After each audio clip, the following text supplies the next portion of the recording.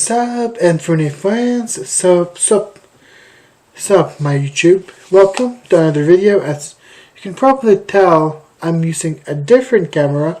I actually bought a new CPU, a new tower for my setup, and a new webcam. I hope this is a better quality than my old laptop's webcam. I hope because just because I actually bought this one recently for Black Friday, so I hope it's a better quality than my laptop.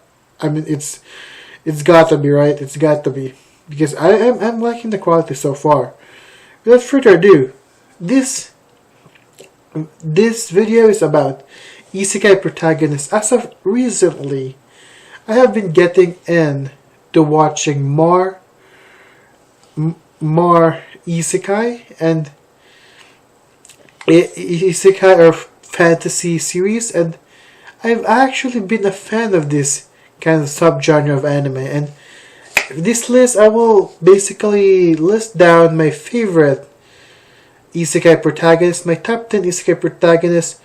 Please keep in mind that this list is based on my opinion. If you don't agree, please leave your own top 10 in the comment section below. And I would also like to hear who's your favorite Isekai protagonist of all time in the comment section. Please leave a like, subscribe for more anime and otaku content, and let's get down to number 10. Number 10 is, of course, probably the most average. Of course, I feel like everyone in here is definitely a lot more generic, but this is by far, number 10 is by far the most generic out of all of this list, out of all the characters in this list, and that's Shin Mulford from Kenja no Magu. I think I prefer Shin Mulford over Mochizuki Toi. I think he's a lot more excitable. He's a lot more quirky, definitely. I do love quirky characters. Thus, this list has a lot of quirky characters with issues, and a little bit of a jerk kind of character. So, for now, number 10 is Shin Mulford, the most average guy in this list. Without further ado, let's go to number 9. Number 9, Ainz Olgon.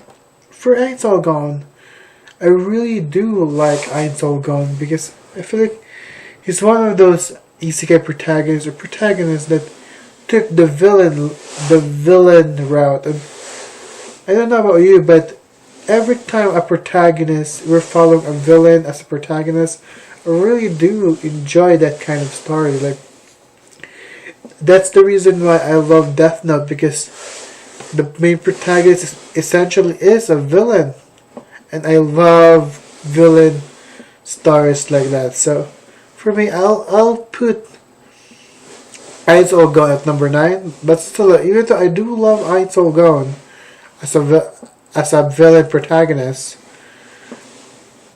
I still much prefer a bit more heroic kind of main character. So for now, let's have Ainz Olgon be at number 9.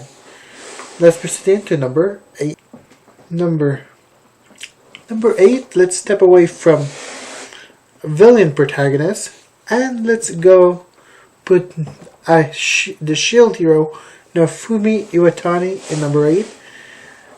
The only downside for shield hero is the main protagonist is the only one, aside from his team, the main protagonist is definitely the only competent hero. That's the downside, but other than that, I love the fact that Naofumi is not put on a pedestal like majority of the Isekai protagonists in modern Isekai protagonists, and I really do enjoy Naofumi. I would have put Hajime from Arifureta, but ultimately I think I prefer Naofumi, just because his struggle is a lot more surreal than Hajime, he did struggle a bit, but after one episode or one chapter, a couple chapter of the manga, he really did not struggle. He basically was just, fuck it, I'm gonna one shot everything from this point on. That's basically what Hajime is. Meanwhile, Naofumi did struggle, and he was ostracized. Yeah, he was ostracized. So for me, Naofumi is definitely a lot better than Hajime in that matter. So I'm gonna put Naofumi in number 8. Let's proceed into number 7. Now number 7, Diablo from How Not to Summon a Demon Lord, of course. The reason why I love this guy is because if I were to be isekai, if I were to be isekai, I feel like I would be Diablo, because you know what, I am a pretty awkward guy, so I do really hate to Diablo. Although I would really like to be Diablo. I mean, he gets at least 2 wives, and they're both quite cute as well, quite beautiful. So Diablo is number 7 just because for me he's quite relatable. I'm also as awkward as he is. So number 7, Diablo. Let's proceed into number 6. For number 6, I actually hesitated a bit for putting both main characters in this list, but you know what? For number 6, I will put Sora and Shiro, because originally I was only going to put Sora, but you can't have Sora without Shiro. I feel like they're definitely they're like bundle or packaged together in a single kind of bundle. So for now, they're gonna be in 6th place. Sora and Shiro. Sora is the quirky and more strategic one, while Shiro is more logical and she's kind of cute. As you can see, I'm really a big fan of Shiro, and I've made 2 lists. Two lists of top 10 lollies, and Shiro is in both of them because Shiro is definitely one of my favorite lollies. She's adorable. She's just adorable. And Sora, very quirky. His quirky attitude is what gets me. I love the quirky attitude. Thus, I love Issei and Luffy, Rimuru as well. So I just spoiled my top list. So yeah, I love the quirky characters. So for me, Sora is definitely one of them, and then Shiro as well. You can't have Sora without Shiro. So number 6, Sora and Shiro from No Game No Life. Let's proceed to number 5. Number 5 is Subaru Natsuki from ReZero. Of course, ReZero is a given because I do love ReZero. I love season 2. I've watched season 1, and Suffering Boy is Subaru is just one of the many isekai protagonists I feel like that is not put on a pedestal. He gets a harem, which I feel like he definitely deserves a harem, and not to mention a harem of cute witches as well. So, and not to mention he gets a ram. So kudos for you, Natsuki Subaru. You get ram, you get an Emilia, you get a harem of witches, and although, are those girls really worth suffering over? Living through a world full of suffering? I'm not sure, but I think it's definitely not worth. It's definitely not worth it. I'd rather be in a smartphone isekai than be Subaru, right? So for me, as much as I don't want to be Subaru, I do love Subaru. I do love ReZero, so I'm gonna put Subaru at number 5. Let's proceed to number 4. I'm so excited for the number 4. Number 5 is one from my all-time favorite anime, Inuyasha. I hesitated to put Kagome in here, but you know what? I do love Inuyasha. I do love both. I feel like Inuyasha is definitely more of a protagonist than Kagome. Just because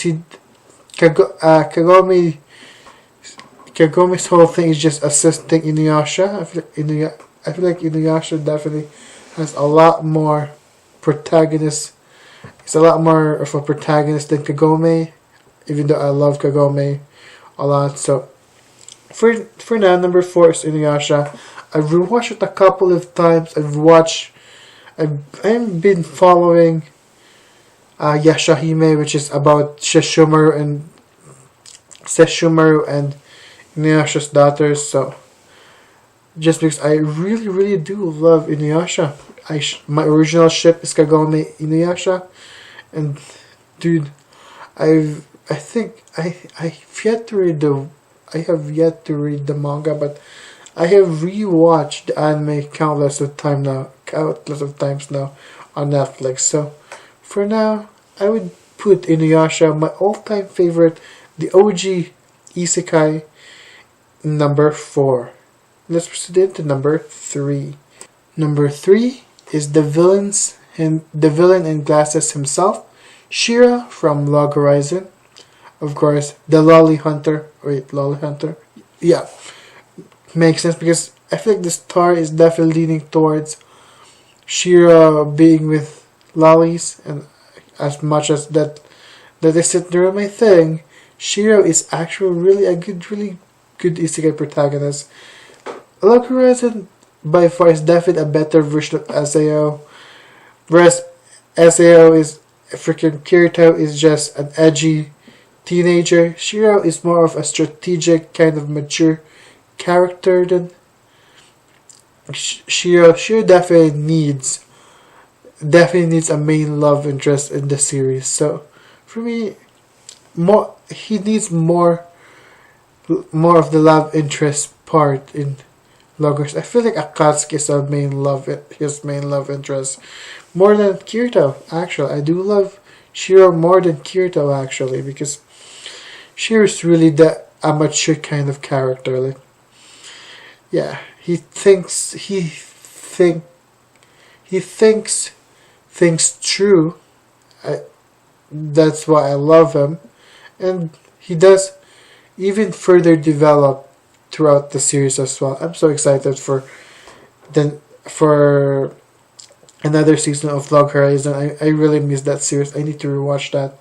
So for now, let's put Shira from Log Horizon to number 3, and let's proceed to number 2. Number 2 is Rimuru Tempest. Again, I love the quirky characters. I love the happy characters, the happy-go-lucky characters. That's why I love Issei, Gon, and Luffy. Those are happy-go-lucky. I do love them.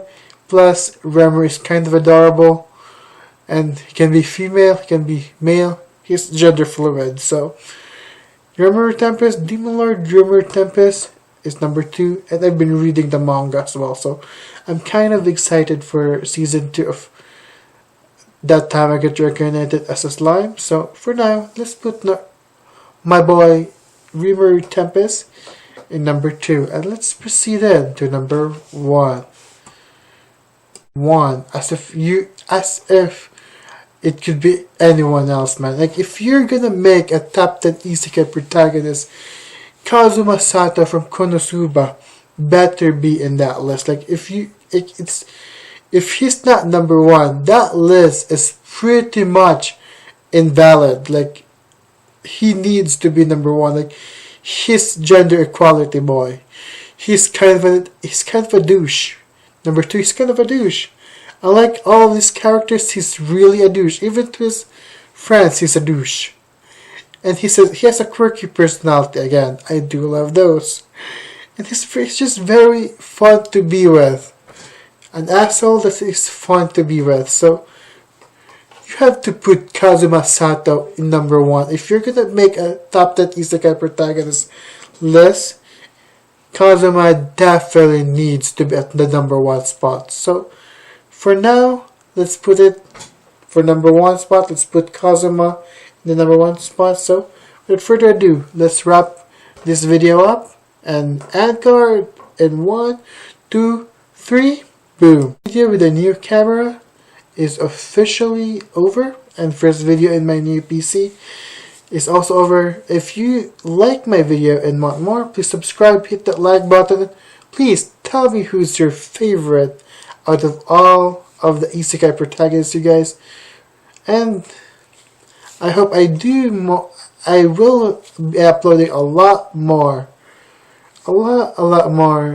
videos for next year and definitely end of this year, so stay tuned for that. I'm going to be planning a lot more videos, so without further ado, let's wrap this video out. Subscribe, like, follow all of my social media links in the description below, and see you in the next video, you guys.